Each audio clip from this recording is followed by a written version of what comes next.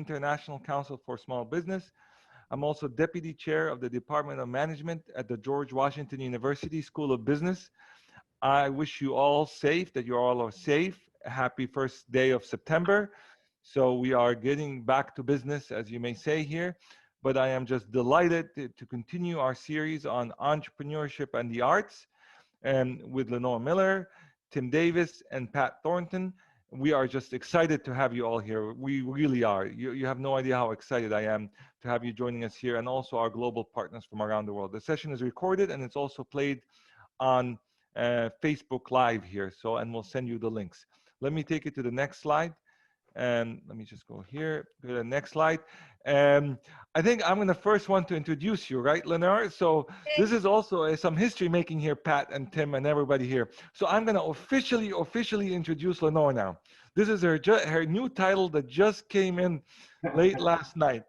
So I'm going to do some drum roll here, right here, because she is, Lenore Miller is Curator Emerita at the George Washington University Museum.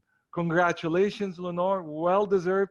You have the coolest title in the whole entire galaxy. I have to tell you that. So we are just delighted to have you here with this new title. And I it's have just to say that Ayman was very encouraging, and he helped me produce this title in short order.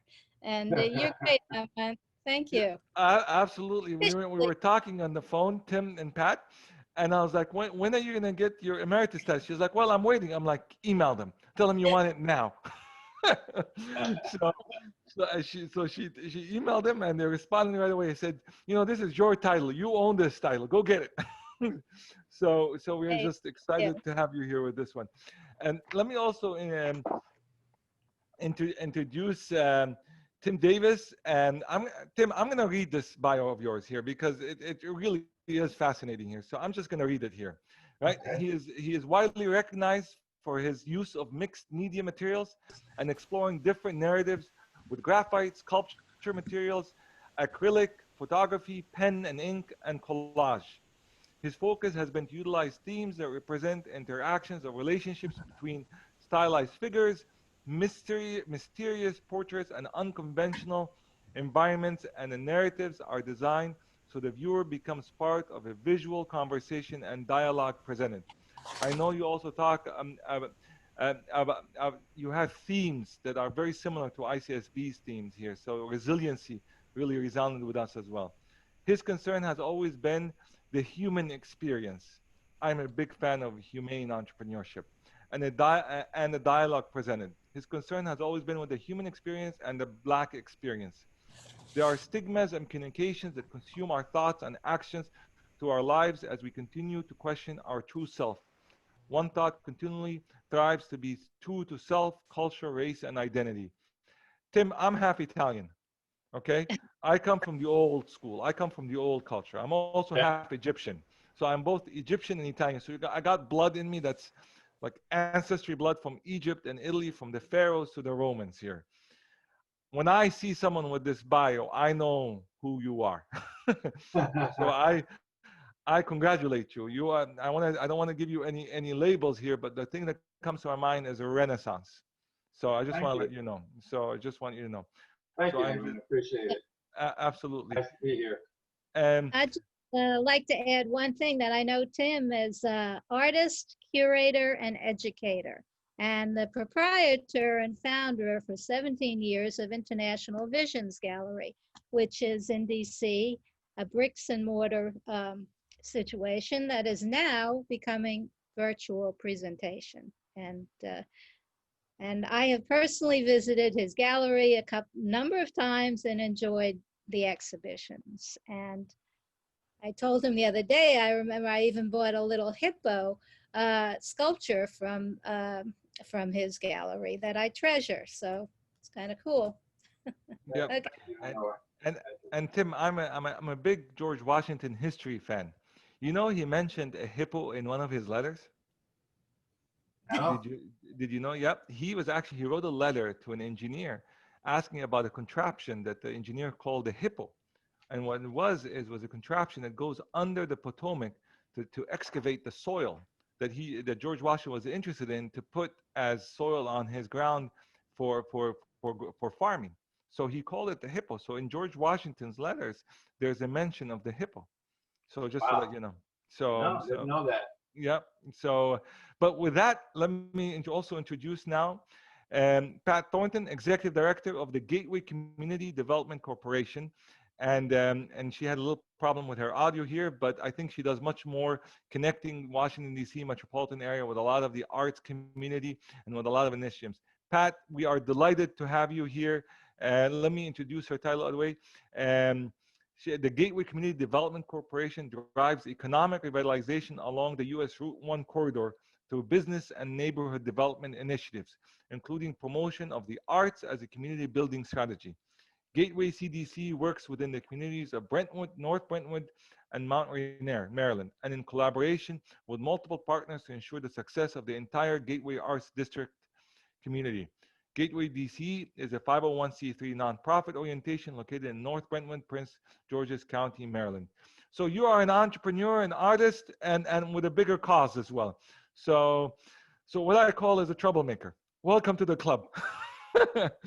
So yeah, so Lenore, I'm going to leave it to you now to start the series here and to continue our series that we started earlier in the summer. So the floor is yours. Tell me when to move my next slides.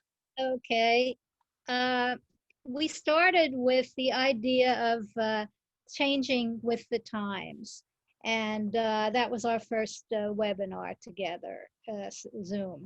And that was a little more devoted to the idea of institutional change, because I was at that point working in the museum and working for GW in the Brady Art Gallery. So I was very sensitive to what was going on and how we were going to go forward. And but now we're talking about, I was very impressed with the word resilience, and because it came up repeatedly in much of the literature that I was looking at.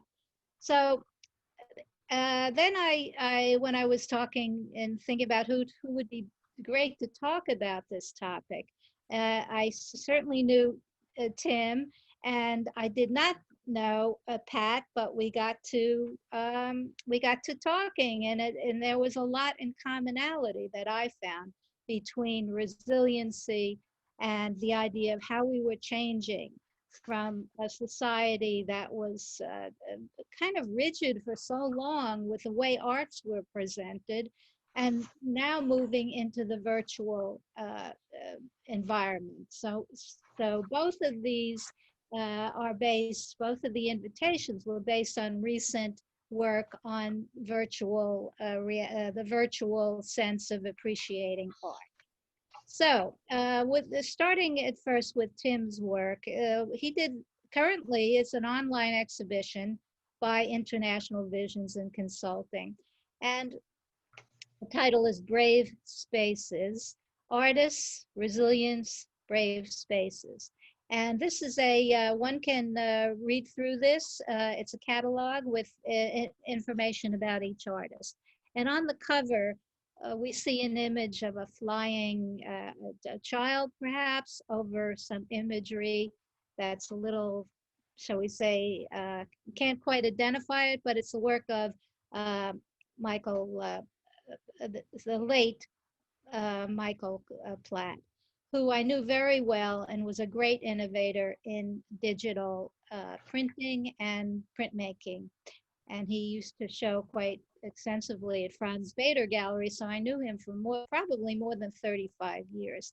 And his wife also is a brilliant artist and writer, Carol Bean, B-E-A-N-E. So if you want to, we can sort of go through some of these images, and then I think Tim may want to talk about the next one.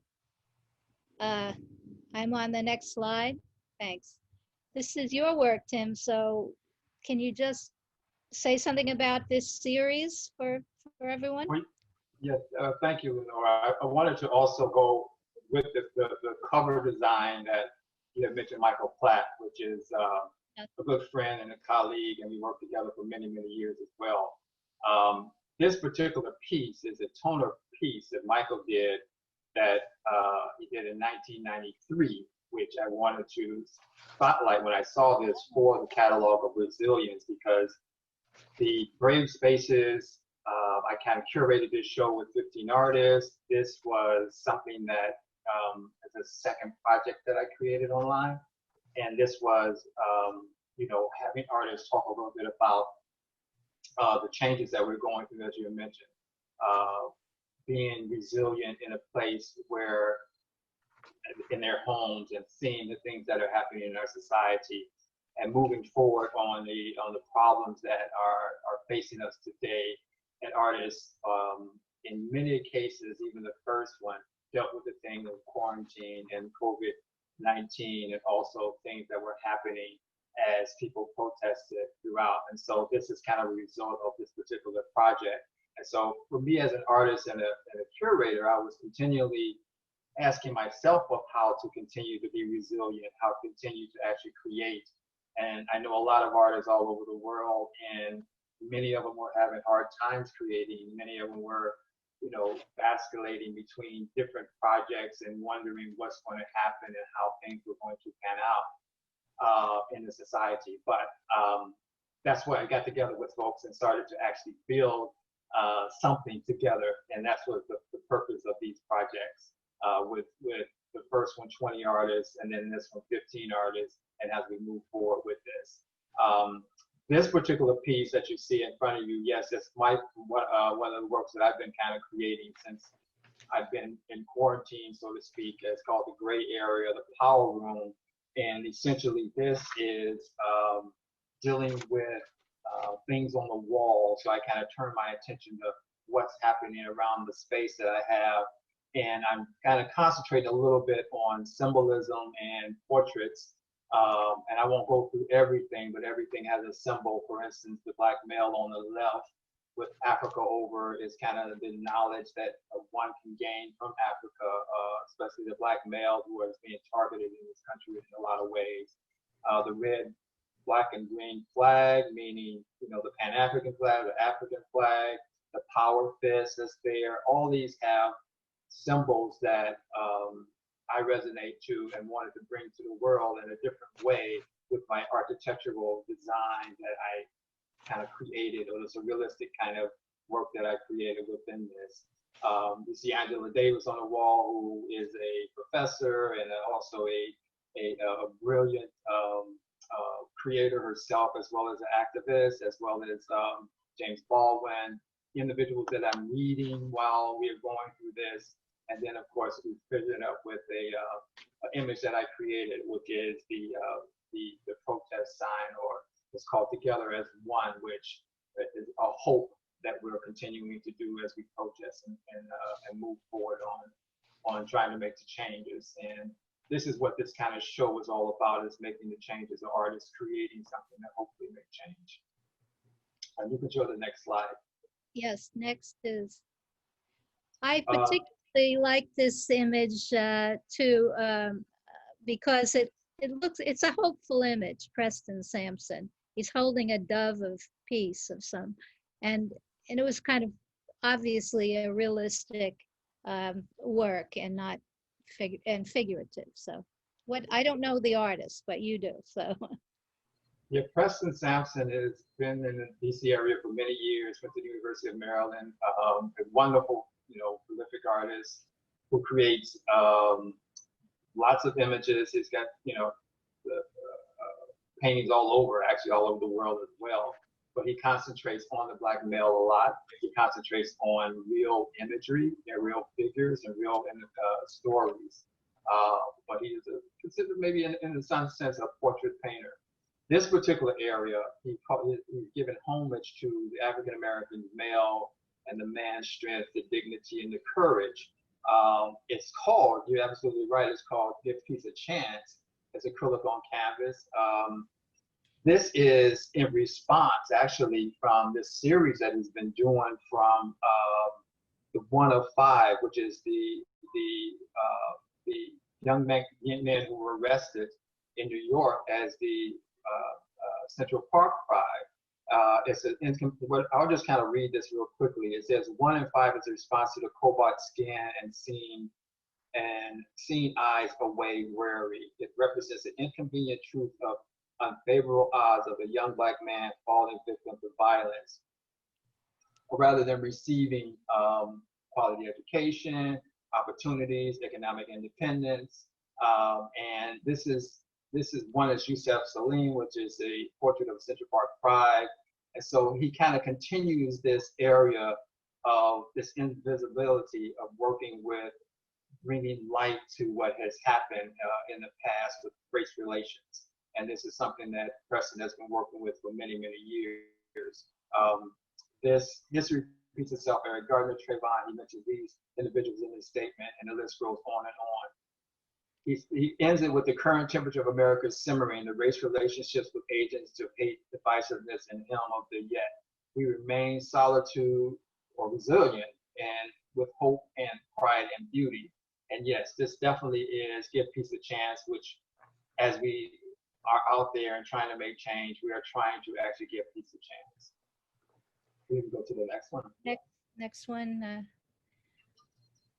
I'd like to just say something about this artist because he actually brought me to your gallery on a number of occasions. He's a friend of mine, and he is an American citizen and just got married recently, but he went to GW in computer science and got another degree, but at heart he's purely an artist, and his work is poetic and lyrical, I believe. So he represents, I think, more of an international Central and Balkan community of Europe to the idea of the training in a skilled and painterly manner. And you may know an entirely different side of George, but it's a beautiful painting that he represented here. So.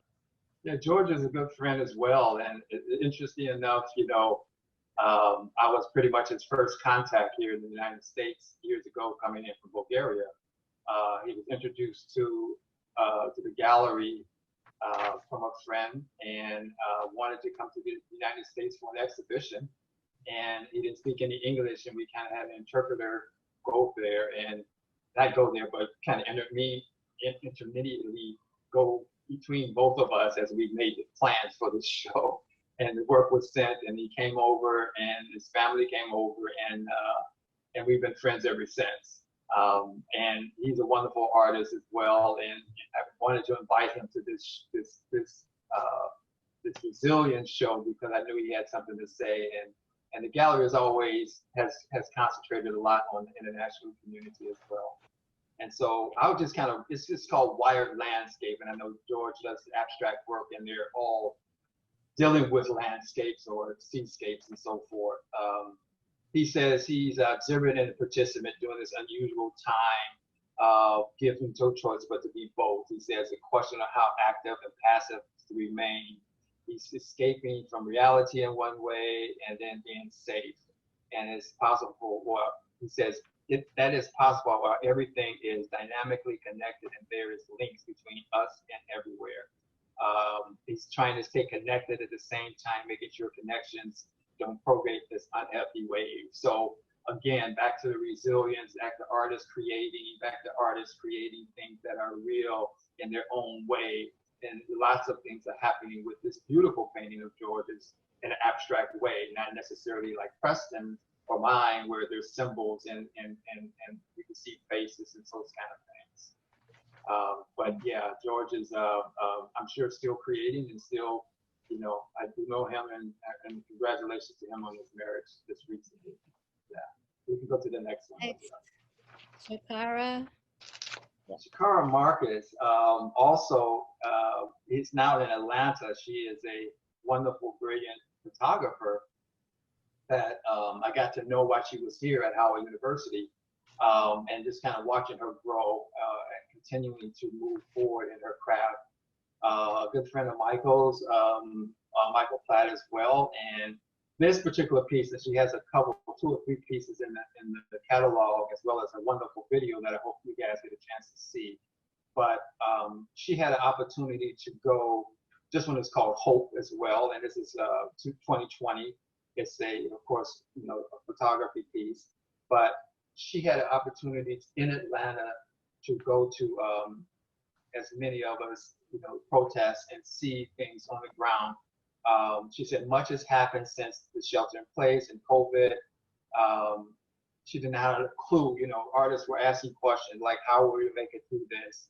I sat at home thinking about my voice and what I had to contribute as an artist. I felt weak and useless, and because of the pandemic, I was afraid to leave my place. Then out of nowhere, she mustered up the ability to go out and felt that it was my job as an instrument and the camera to document the story. So she captured some wonderful stories of George Floyd and marching for his, this was actually, I guess, at his funeral procession. And many artists did this. I mean, the artists went out and started recording as myself and thinking of how we can make a difference, how we can make statements. And this is also part of the whole, gist of having this show is how can we create statements that will make a difference for now and the future, and our growth and our development. But I hope you get a chance to see the video because she's also does dance photography. So all these artists are creating statements, and you see the word hope and resilience in a lot of places. Okay. Can we? I'd like to say a little more about each one, but maybe we can. I grouped these two artists because of more or less because of the media, mixed media work. So June Lewis and Bowie. I know one artist, but not the other. Okay, so very quickly, I know time is maybe an essence, but this June Lenowitz is also a Washingtonian artist who's been in the area for many years and doing a lot of things in the art world. This is called Essential. It's 2020. She's done this whole series of portraits, COVID portraits is what she's calling them. She concentrated on working with essential workers or, people that, I guess, real people that she came in contact with. And I'll read her statement as well. In terms of, it's a small series. This is one of the portraits constructed in layers and eyes of a person that is recessed and a mask of the foreground that is dominant, which we all are now familiar with, the mask. This is because things are obscured or isolated during a pandemic. We no longer meet and interact with the face-to-face. We're trying to do this right now as we speak. Our self-protective wear has always been kind of between us. And she wanted to give homage once again to individuals like essential workers that we need and also have to go out and work while we all are working, of course, but it's essentially, giving that place to these individuals who are out there, putting themselves in danger possibly because they have to go to work. And this is a wonderful piece by June, and she has quite a number of series on her website that she's created. Let me find Anne's statement.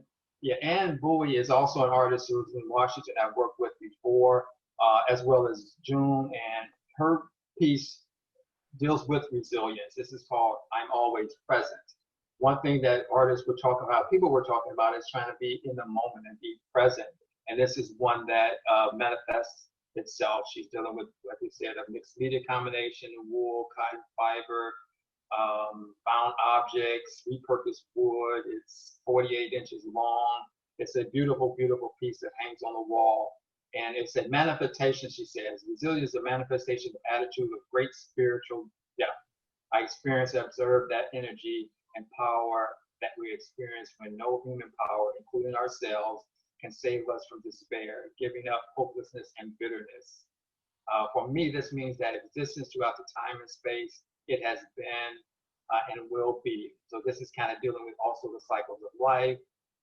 She has everything in season. She talked about things with a steady beat, keeping to that, moving on up, turning it loose. So all these things are kind of intertwined in this particular piece in a very abstract way, with words speaking to power, words speaking to the object. And also she derives a lot of imagery from Africa, and a lot of her images are coming from that particular place. I think we're going to try to, let's move through the next couple of slides, and then I'd like to have Pat perhaps comment on the next grouping of slides, and I can also interact with that. But Okay. go ahead, Dwight Taylor. And Dwight, this is The World is Screaming. This is, you know, he's taking this from the imagery of, he's a photographer as well, and working with the time when everyone was protesting out in the world, and the world is screaming about the coronavirus, and then it's taking of Black lives, the hands of the police, and too many years of this loss of life. And you can just feel the pain there from an individual who is screaming, of a Black individual who is saying enough is enough, and no more and no more. So this is a digital print. And yes, this kind of sums it up, especially when everyone had seen, and still are seeing, I shouldn't say then, because it's still happening now, the injustices that are going on and the problems that we're facing with this second pandemic of things that were happening in our world and the injustices. In So we terms can move on. digital print, Tim, is this similar to what Michael Platt was doing, or is this done on a computer entirely? In his later years, Michael was working with the digital print. The ones that's in the book are toner prints. But yes, this is a photo that's photo-based and then moved into the computer and then manipulated and changed to its own existence. And by the way, Dwight Tyler has known Michael Platt since they were kids. So they grew up together, and they kind of work together in many phases, and they know each other's work very well. Yeah, because I see the stylistic somewhat similarity even in the images. So and Michael had influence on a lot of people, and I'm sure Dwight he's a painter as well and does other things, but I'm sure as a photographer, you know, him and Michael discussed a lot of different things together. yeah. And his wife also has a piece in the show as well that I'll mention, and hopefully folks have a chance to go see it on my site. Okay. International Vision site. Thank you. You're welcome. Pat, let's Yes. talk about your great ability to bring people together. And this is, I met you because I got an announcement for the Open Studios. And I said, well, I'm going to do this. It was not hard to do. And I loved your introduction. And you're inviting Mr. Joubert to play. It was just so inspiring. It made me really inspired and happy that day. And looking at all the artists was great. So perhaps we can just go through some of the artists that are in the very diverse areas that you, under your stewardship. So, Well, you know, Lenore, yeah. what I would very much like to do, at least to set the stage for people, is Yes. to mention the Open Studios tour. Right. Because my function is more from the perspective of a facilitator and administrator. As executive director, I'm actually facilitating the art. Unlike Tim, who's an artist himself, I am facilitating the works of many, many artists. And we were really thrilled to have over 100 artists to sign up for our Open Studios tour and to find a way to creatively represent them. And so that was a huge task.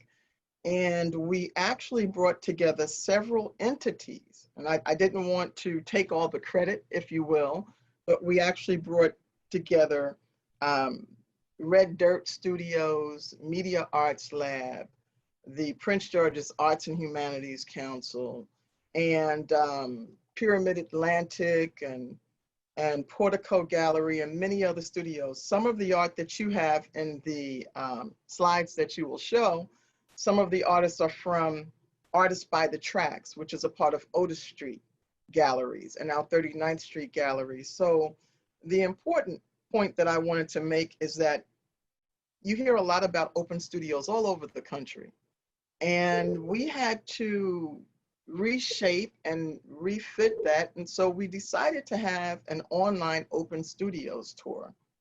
And that would just mean people coming on a certain day and having artists open up their studios and maybe have visual ability to key into their studios. But we added a program. And the program was for the full time of Open Studios Tour to attract people to the area. And since there were so many people coming together, I took the opportunity to ask a friend, Joseph Joubert, who's actually the director of Motown, the play, Motown, the musical, The Color Purple, and many other Broadway plays, to allow us to play We Shall Overcome.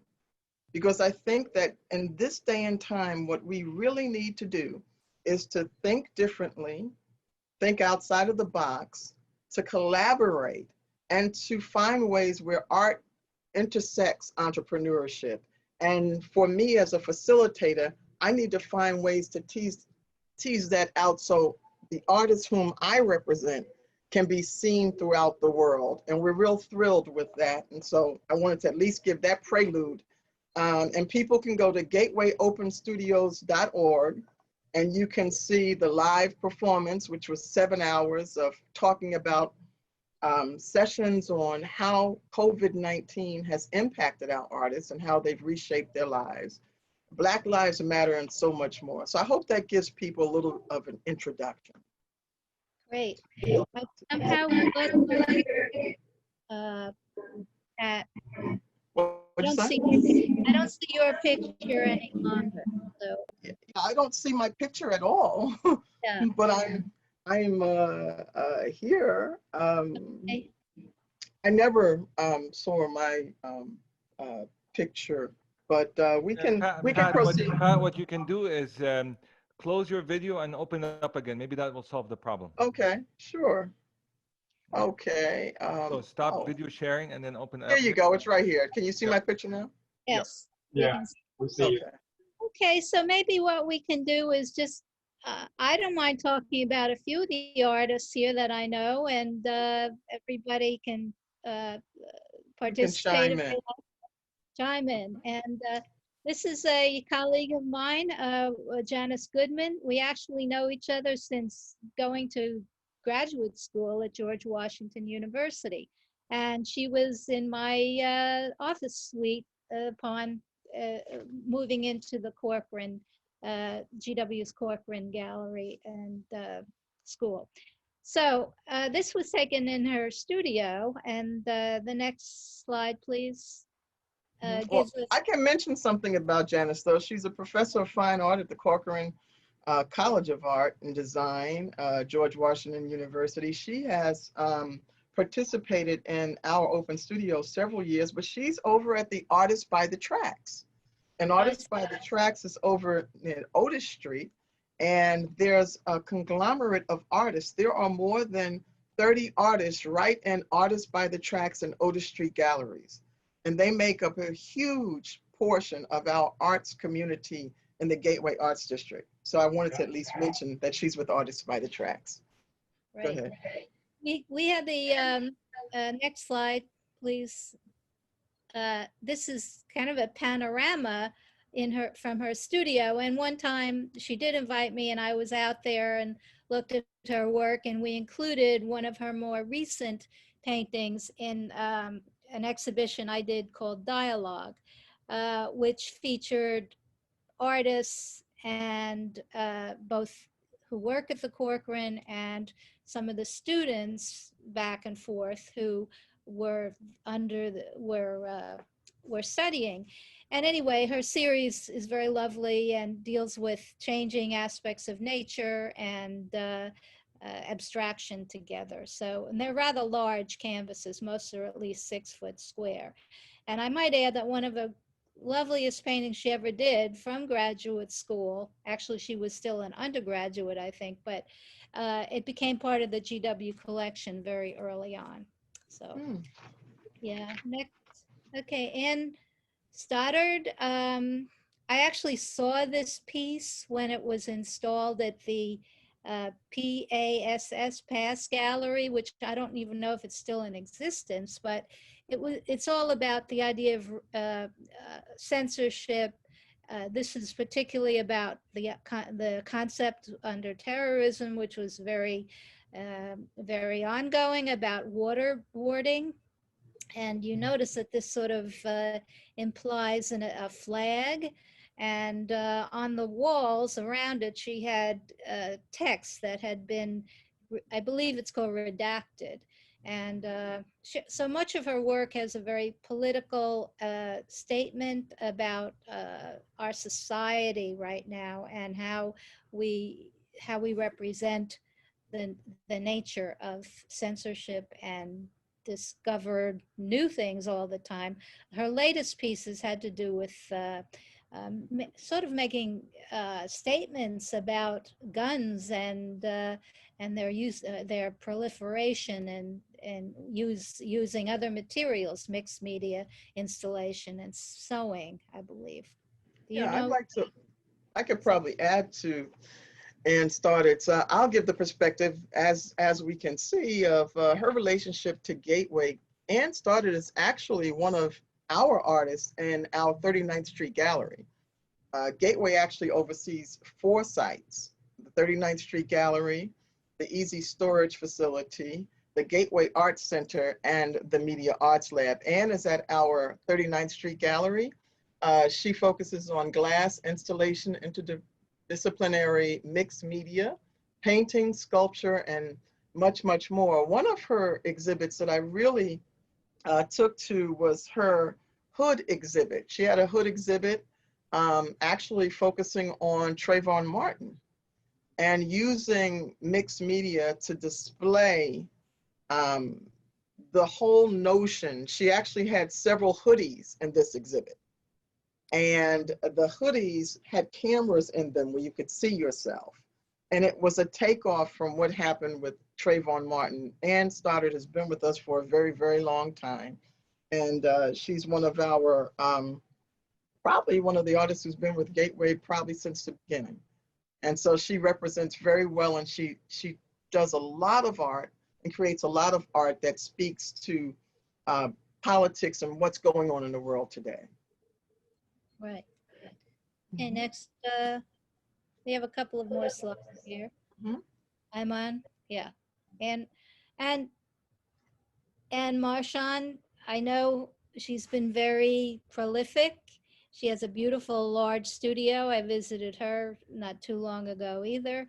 And she's had some wide coverage nationally, and especially in the South, I believe. And perhaps she's from, I believe, the area around New Orleans.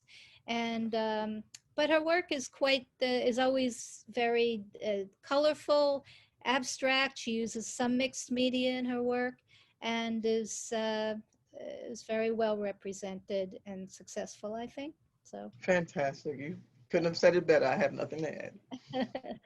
Okay, Joe Hicks, someone I also know from GW, who got his degree in ceramics, and he concentrates on a Japanese glazing technique called shino, Shino.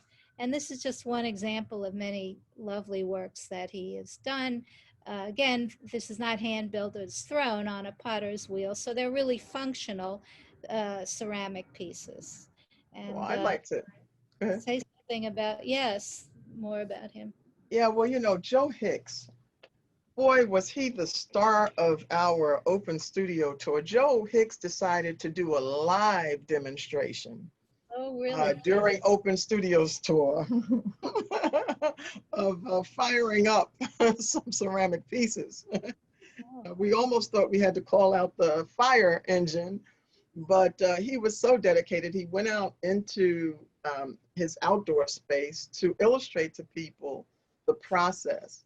He is a longtime part of the Gateway Arts District, and he's one of the people who actually works real closely with the community, and he's definitely someone whom we work very closely with, and who shares a lot not only of his art, but with his support in the community. I just want to add that.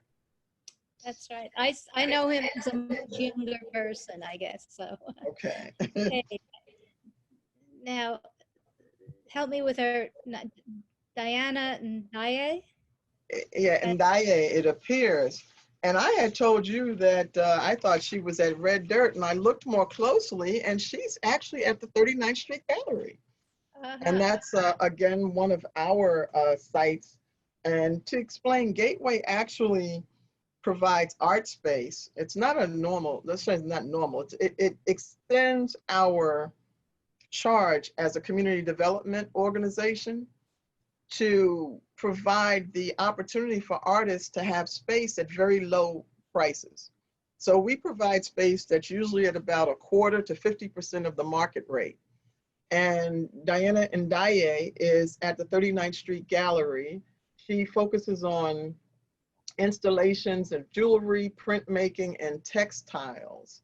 And she's been with us just a little over a year, but has become a very, very important part of our family. You notice the different textures and the almost the reaching that's going on for hire and unity, because that's seems like a person in front of the piece. I haven't spoken with her extensively about her work, but she is a new member to our family who's actually done a lot. And if you visit when we are able to open up again, she also has jewelry, and she does textiles and other forms of art. Okay, next, please.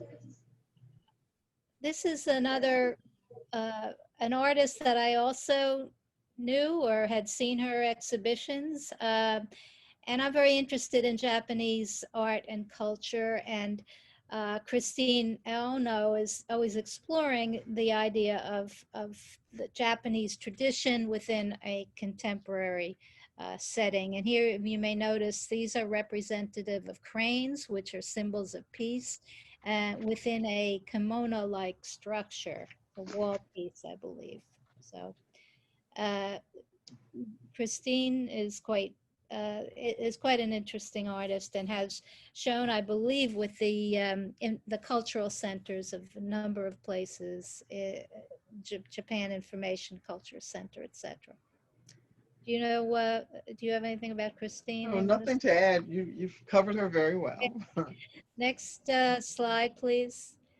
So Sharon Robinson, I think these are also, she came from a background that's was public service and perhaps community and city planning.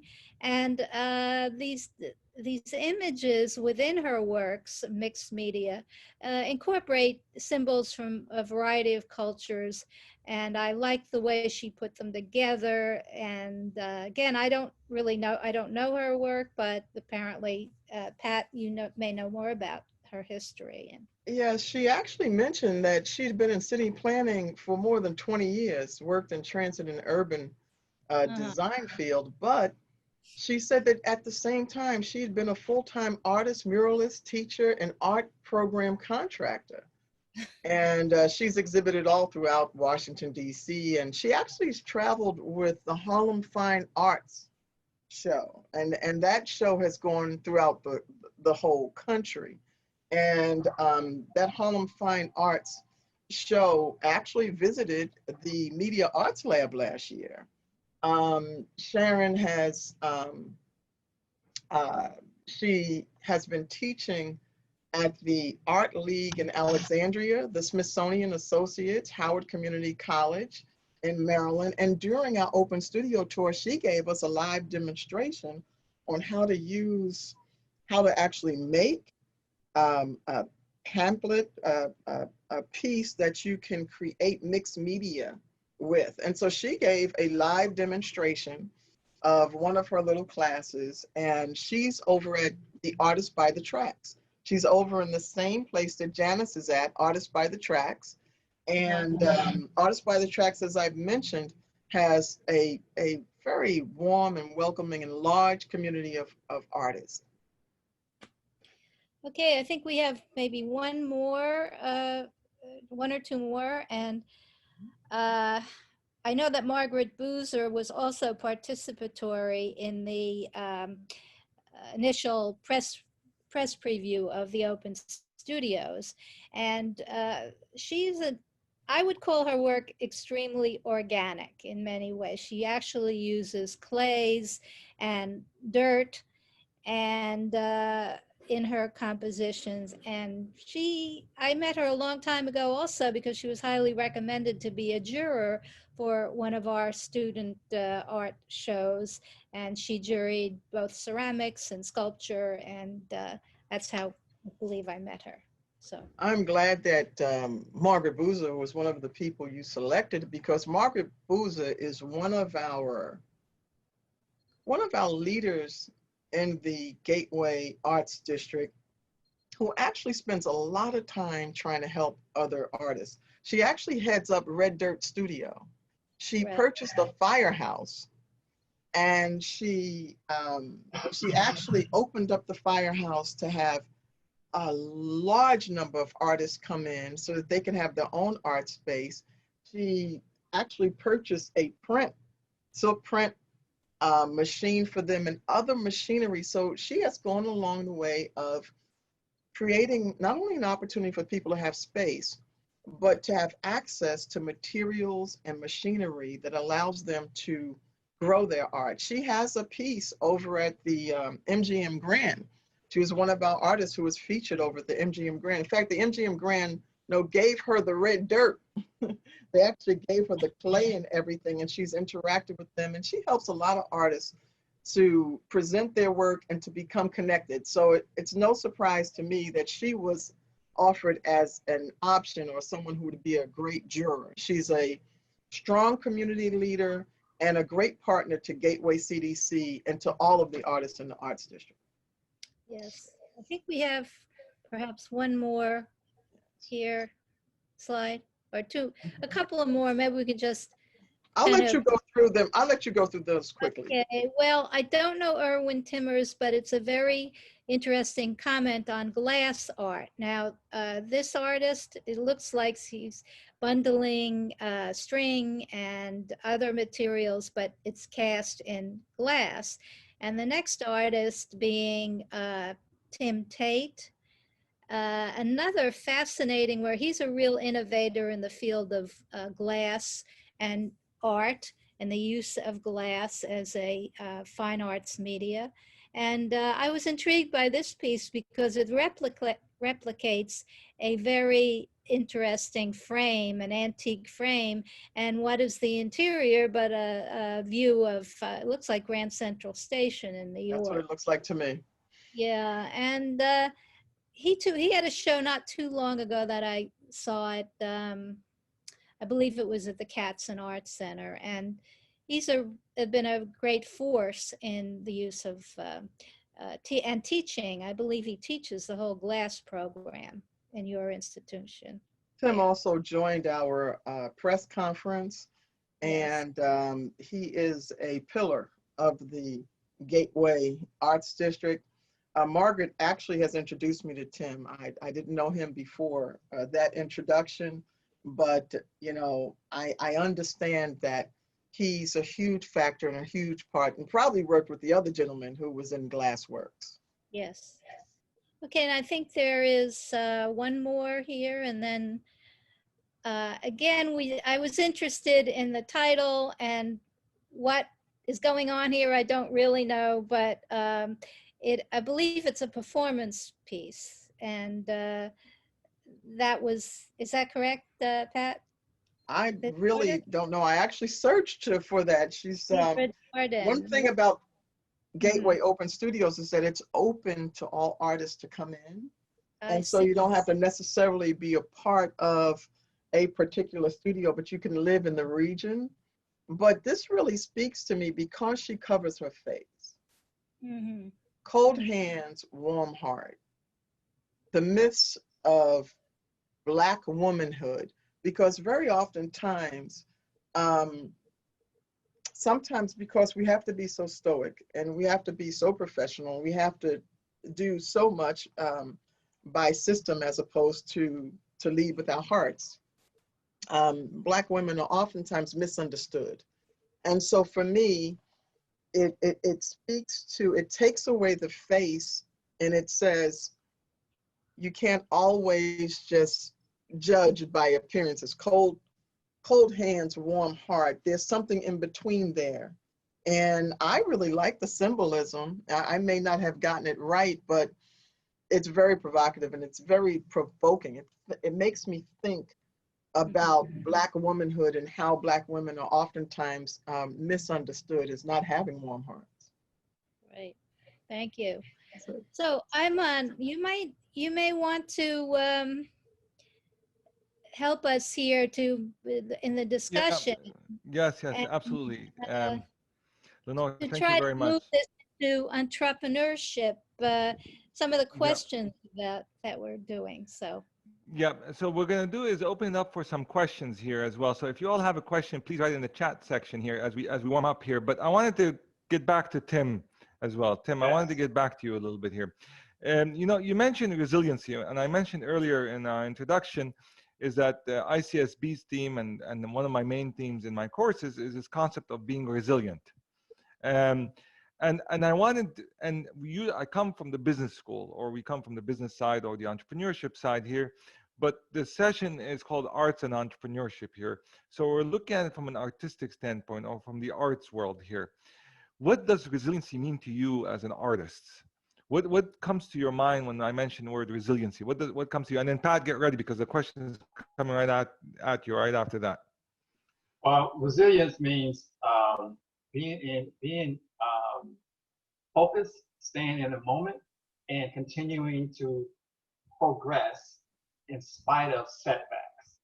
And so when you are, and this applies to just about everything that you're doing in business, since this is basically again a focus as an entrepreneur. I've been an entrepreneur for 23 years as well as a teacher. And it's many times of having a space, a gallery space in DC where there was no sales, there was difficult times when people, you know, because of the economy goes up and down, and we essentially have to be resilient and stay the course in spite of some of the hardships that we go through as artists and as art businesses. And so it's not an easy business. So being resilient is, in spite of everything, just kind of continuing to move forward, continuing to have hope, continuing to actually create in the midst of some problems. And that's what we're faced with at this particular point. Great, thank you. Pat, what about you with the Gateway series here? If somebody says, well, where is the entrepreneurship part in this? And so that's the question that I just asked here. Where is the entrepreneurship part in the resiliency when it comes to continuing a Gateway series, or as Tim mentioned, as actually staying the course, but also being creative? So what's your thoughts? Okay, first I'd like to at least set the stage to say that when I was looking and thinking about this, I realized that the statement actually said it for me. It means that you have to apply the creative process that's at the heart of the art making to the challenges that we're facing right now. And you have to make the art ideas become a reality. So for me as an administrator, I am to facilitate and to open up opportunities for artists to continue to be creative. The intersection at which art meets entrepreneurship is not turning one into the other. The intersection is at a space where you create a new reality, where you allow things to emerge. And I mentioned to Lenore that one of the things that I decided to do was to implement the process of sociocracy so that we can all come together. And that's why it was so important for me to mention all the other organizations that came together with us, because it wasn't me or any one entity. And when the same way in business, when you have more people planning something, you end up with a better result, especially if you use people from all the way from the front lines to the, I don't like the hierarchy, but to other lines, you get a better product. So too is with art. Right now for the Gateway Open Studios tour, which you directly asked me about, we had to change what we were doing in a heartbeat. And so what we did was we created that new virtual open studio tour, but that actually morphed into doing a Zoom meeting so that we can attract people to the website. And then we decided to add programming, and then we needed relevant programming. And then we had to direct people back to the artists so that they can purchase from them. So it's all about going along with the times, but being flexible enough to remold and reshape yourself so that you can actually answer the dictate of the day and make it possible for artists to create a new reality. So I'm going to come to Tim here and back again here, Tim. I'm going to ask you this question. I actually just yesterday started day one of the course called Creativity and Innovation. Okay, and I asked my students in the introduction, you know, tell me if you are creative, and then my second question is, tell me if you are innovative. And the answers I'm getting saying, oh, I am creative, but I'm not innovative, or I am not creative, but I am innovative, right? And so, and they're answering it, and I know I put a trick question in there because I asked them to talk to me about both here, so I was being a little bit evil here, but what? In your own words, what is being creative and what is being innovative? And you said you're an entrepreneur and you're a business person. How do you see that in the entrepreneurship world? If you can address that. Well, you know, artists are entrepreneurs, and a lot of people don't realize that if you become an artist in any particular art form, you are part of a large population of people. But we have to actually continue to, and I'll use the word innovative, be innovative in our practices in order to continue to actually be part of the world, so to speak, or actually get the attention of individuals, or just keep moving forward. So being innovative and creative are, I think they're interchangeable and they're together because we're all creators in some particular form of fashion. Now, the innovation comes is how you're going to step forward, a step beyond that creativity to actually move into a different direction. Constantly, artists are moving in different directions to actually say, okay, here I am, this is what I do, look at this particular piece. Like Pat was mentioning, she created a whole platform for artists to actually, people to look at these artworks and say, yes, this is good, yes, I want to purchase it, I love to have this in my home or museum can collect. So artists are constantly trying to innovate themselves and stay focused and resilient so they can come together, you know, to be part of the world. Unfortunately, and Lenore and I was talking about this yesterday, you know, Washington has great artists. Washington has strong artists, but people kind of bypass us and have been problems for many years because this is a conservative area.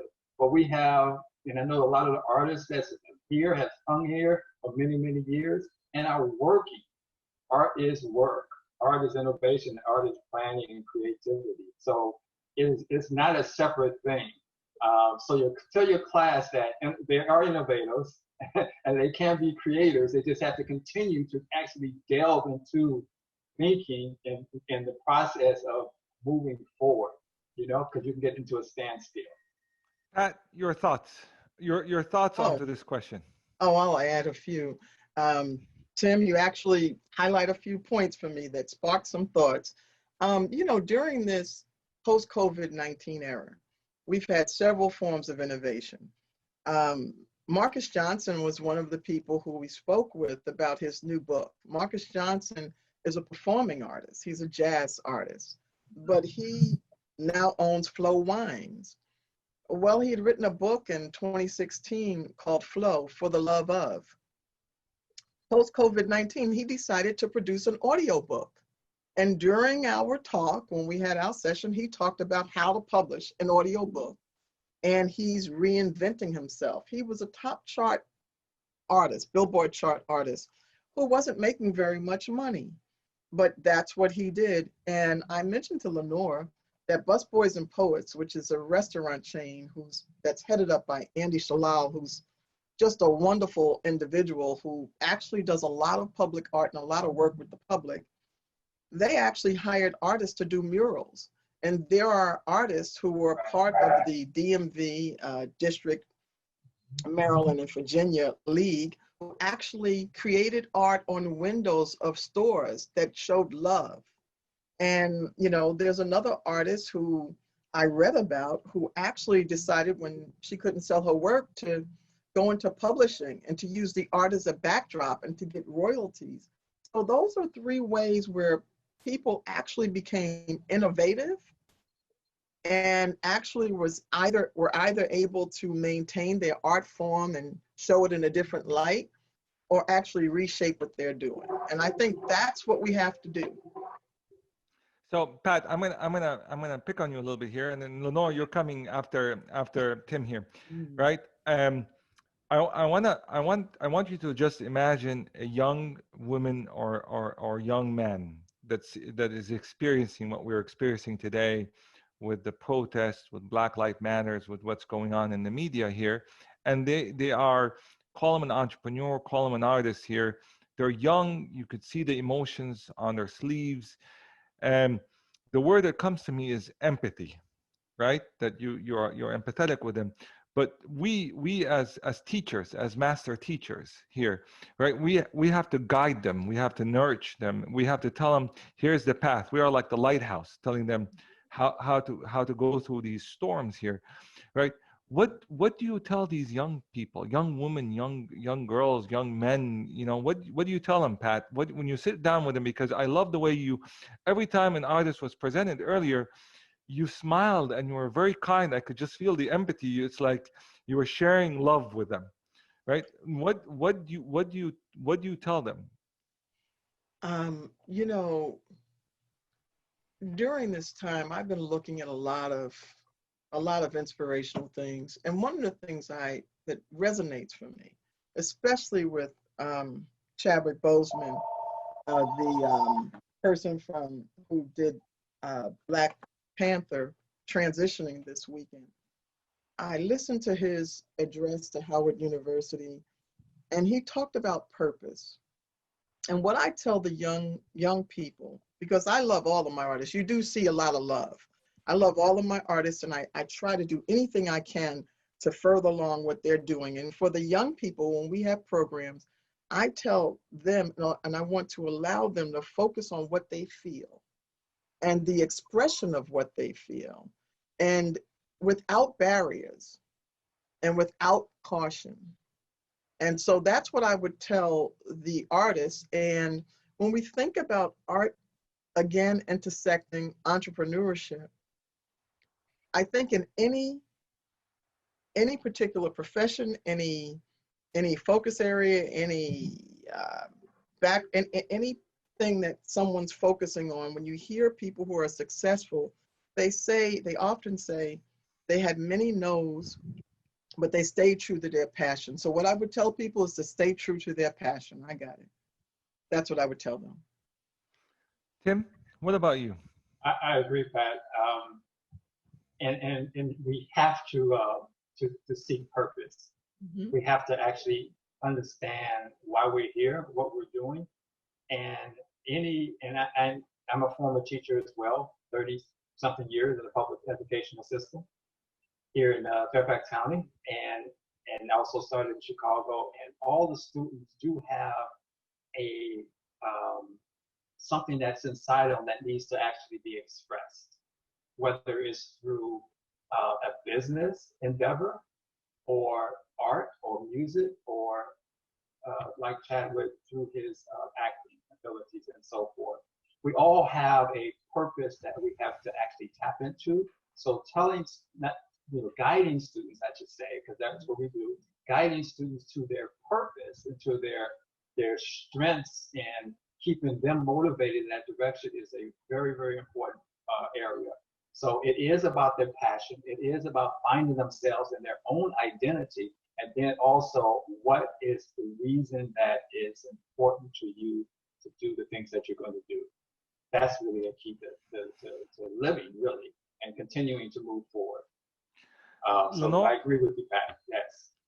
Lenore, what about you? Well, I've had some in the last year or so of my position in the Corcoran Gallery and the Corcoran School of Art and Design. I met many students and many faculty members. And I had a different opportunity to be both a mentor and also involve myself in critiques with the professors of painting or design, etc.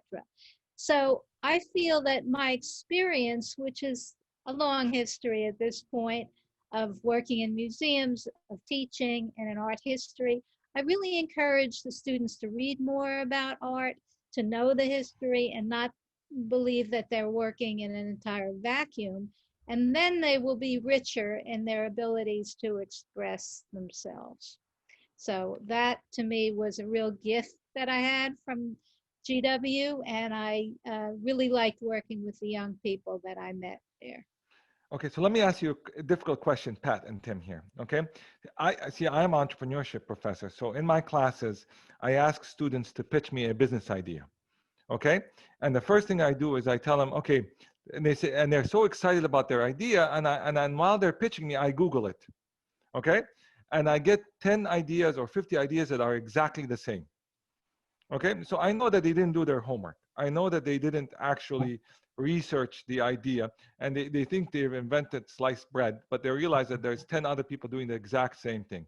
From a business perspective, I tell them, did you research this?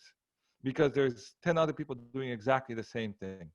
Okay, and then I can go, let me say, I can go in attack mode because I'm a professor, a business professor, and I can tell you your idea doesn't work for A, B, C, and D. Okay, and I can mention this because I'm talking business to them. I'm talking idea viability, financial viability, scaling, all the stuff that goes there. Let me now pivot a little bit to the arts world, and Lenore will remind me, anything you see that's art is beautiful in somebody else's eye. Okay, you cannot critique art from an artistic standpoint because somebody else might think it's the most beautiful thing they've ever seen. But Tim and Pat, maybe give us a little bit insights on this. Not all art is good art. Not all art is beautiful, right? How do you tell a young artist saying, listen, this is not really that good, you know what I mean? In music, you can hear it, but visually, you really can't see it, right? How do we bridge this gap? I'm blind on this here, but maybe you tell us some insights on this, because this is maybe something that we need in the business world, the words of an artist explaining the art of business. What do you think about this? Let's start with you, Pat. I was going to start with Tim since he was the artist. Okay, fine. Hey, Go Tim, ahead. why don't we start with you? Yeah, all right, let's go. I can start. I think that, art is everything that is placed in the world can become art. Okay? I mean, you could have a line on a sheet of paper or a canvas, and that still will be art. And someone will appreciate that. Whether it's the artist and other people, it's something that is this, it's part of everything. Let's put it that way. So to answer your question, delicately, being an artist is just like any other profession. You are a doctor, Ayman, you teach. You didn't start there. You had to grow. And each artist, each person who is, basically honing in on their craft has to actually start what I usually call crawling, walking, and then running before they get to that point where they are. And if they understand that, there's no bad way. It's just a process. And so it is, if you're talking with someone about that process, I think people will understand it. It's not necessarily that it's bad art or it's good art, but it's a process of where you are now, crawling, and getting to the point where you're now running because you have basically spent the time creating and working in your field to actually get to that particular point. Okay, That's what I would say. So Yeah. Pat, can you differentiate between crawling, walking, and running right off the bat? Sure. I'll give it a shot. I thought about taking the class in silk painting. We actually have an artist in Gateway CDC who does a little session on silk painting. And when I took this lesson in silk painting, I did all the little basics, and you could put salt on the silk and it will create starbursts and things like that. And it was so beautiful the first time I did it. But when I looked at her example of it, it was so much better. And so while I was able to create something, as Tim said, that would be appreciated by some as art, I think that there are gradations of skill, and you learn how to become better at whatever you're doing by practice and by lessons, by being taught, by researching, and by practice. And so the difference, I would say, would be the child who comes in, or the person who comes in and they're at base 1 or level 1. And as we grow in whatever it is that we're doing, and that could be an art expression of textiles or something else, we tend to grow when we learn more about the different things that we're doing. That's what I would say. The differentiation would be the amount of time, training, and expertise or repetition that you have that differentiates all of those three. Lenore, you were saying something? I would just comment, I disagree with you a bit about everything is, it's all about who appreciates art, or what the eye of the beholder. Because it's also, one has to understand that like every other field, there's a vocabulary of elements in art that one has to learn. I mean, I had to learn what they are, like color, form, texture. How do you put these together? And that's why I went to a graduate program and a master's of fine arts program, so that you learn the skill and then you implement it in some way. But we also cannot discount the importance right now of galleries and gallerists in the art market, where someone would say, well, that's just nothing, or that is just, I can do that. I've heard that so many times, but they're being promoted by a big time gallery, by contemporary collectors, by museums. All of this impacts on the success or in the lack of success of artists. And it's such a small percentage of people who study art, go out and make art, actually succeed on that level of some of the greatest names today. And look at the names that are still being promoted. Andy Warhol, and his career has skyrocketed since he passed away. So anyway, marketing has a lot to do with the success or failure of an artist. Yep. As well. Pat, let me ask you a question about the future, because you set the stage for the future with the Gateway series. You said we had to reinvent ourselves or reimagine ourselves. We can never go back to what we were before. Absolutely. It's just right. How do you see the future with the intersection of maybe the work that you're doing with the Gateway, but the intersection also between art and entrepreneurship? And I want to tie it to these young artists and young women and men. How do you see the future playing out in your own views? Kind of, you think about it, you're walking, you're talking, and you have that inkling feeling saying, this is where I think we're heading towards. Mm-hmm. Artists are going to have to become entrepreneurs. Entrepreneurs. Yes, I made that up. Entrepreneurs. We already are. Because you see, never before have we had to think about art in terms that are not as tangible as one might have thought in the past. In the past, as Lenore has mentioned, you fine-tune your art, you learn, you expand your knowledge, you make sure that you dot your I's and you cross your T's. You could only get into certain galleries if your art was able to pass, if you will. And now what's happened is the internet has leveled the playing field. Yes. But it should not take away the level of excellence and the level of value to what we do.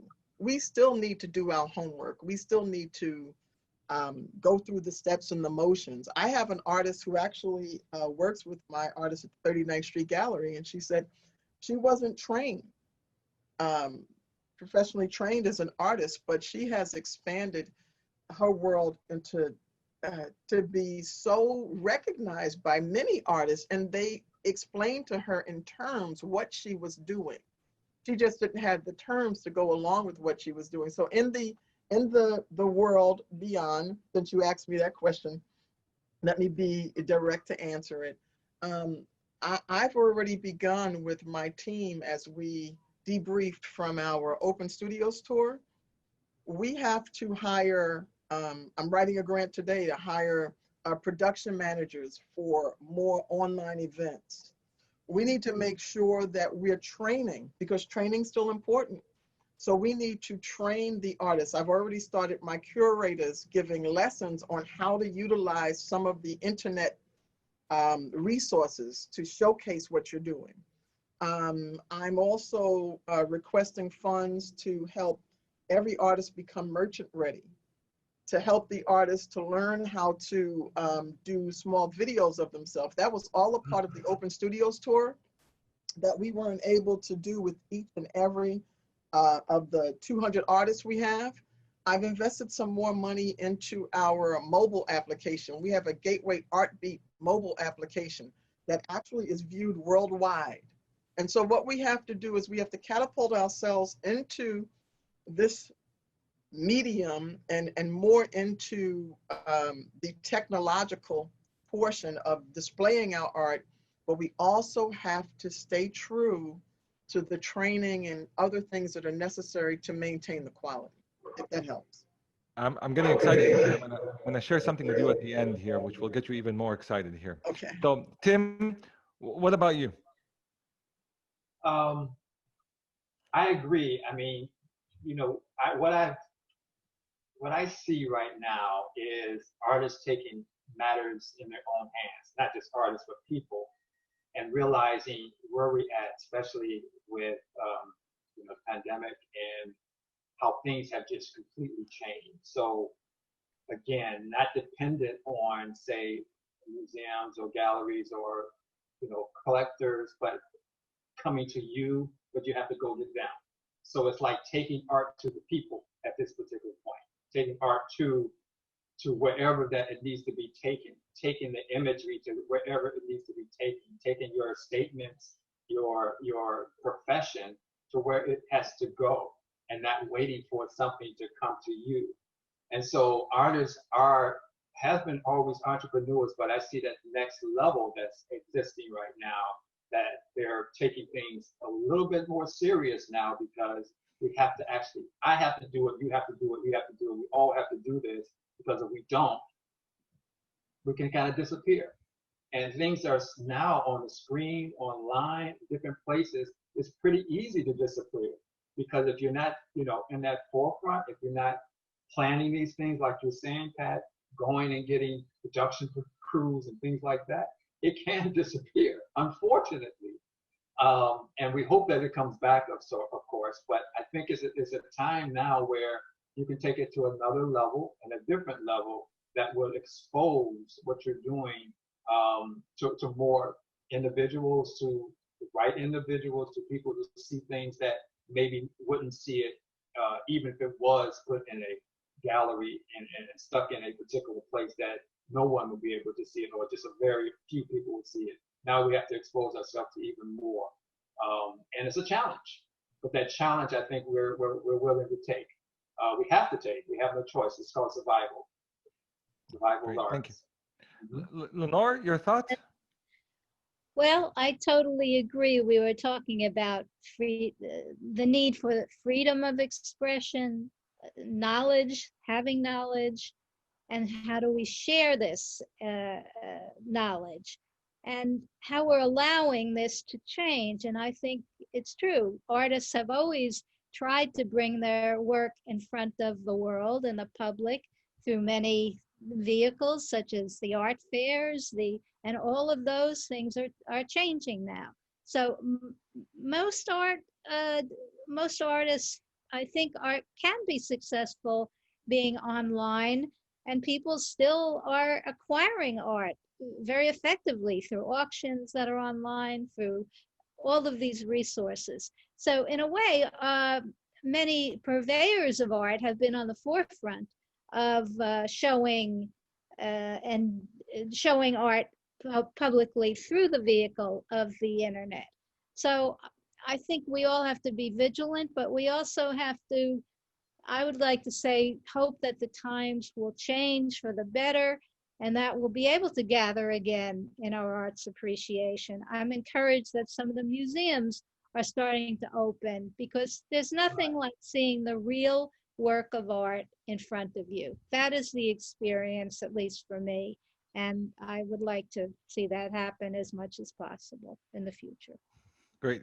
This has been just absolutely a fantastic webinar here. And I know I put you on the spot with some difficult questions, Tim and Pat here, but I really appreciate it. Let me share some news with you here. And Lenore knows this. We are planning to offer actually in the business school an elective soon as we try to get it as possible, called Arts and Entrepreneurship. So we are trying to offer a course in the business school called Arts and Entrepreneurship. So I just want to let you, and we'll connect you with here. We'll connect with you as well on this as this course comes together. But more excitingly here, and this is an idea for you both, Tim and Pat here. Last year at GW, we started something called GW Entrepreneurship Week. Right, and it's not just Entrepreneurship Week where you just have workshops and events here. It was a pilot that was very successful with students here, and I mentioned this in our first webinar with Lenore here. And I asked a question and said, why can't the business school or the university play the role of a marketplace for artists in the district or artists that are living in the community? We have walls, we have university campuses, we have walls on our campus, we have places where we can showcase young artists or artists, new artists, right? And create a marketplace for them, either by showcasing their work or actually purchasing their work, type of thing, all right? So my invitation is that we are launching Entrepreneurship Week at GW October 22 to the 29th, right? And Tim and Pat, I'll reach out to you here, but one of the ideas is of collaboration here, but I really would get excited because now I'm putting my business hat on, right? Is actually creating an actual marketplace for artists that GW students can actually acquire their art online or showcase it, right? And we can test it. I tell my students, fail fast, but move on, because we'll do it better the next time around. Okay, so I want to make this a reality in which we say we're actually going to showcase artists from the area, from the DMV area. We're going to we have a website, so we have the marketplace, so we have all the e-commerce capabilities, Pat and Tim right here, and we are actually connecting them. You all are the curators. You know the community. I know the GW community, and then I have a very secret weapon, a powerful secret weapon here that you all don't know about here, but I'll tell you what the secret weapon is. It's Curator Emerita at the George Washington University Museum here, right? Nobody messes with this name. You walk in, and you're like, you don't want to mess with this title, type of thing, right? And if anything goes wrong, we'll tell her, hey, look, we have the title.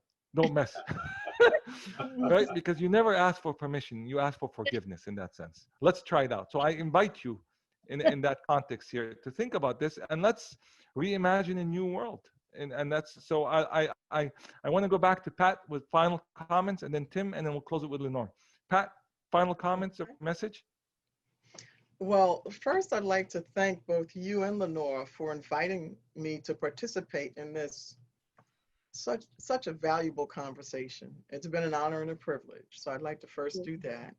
And then I want to thank my artists, the Gateway Arts District, because there's one thing that I always find important to say. I am not Gateway.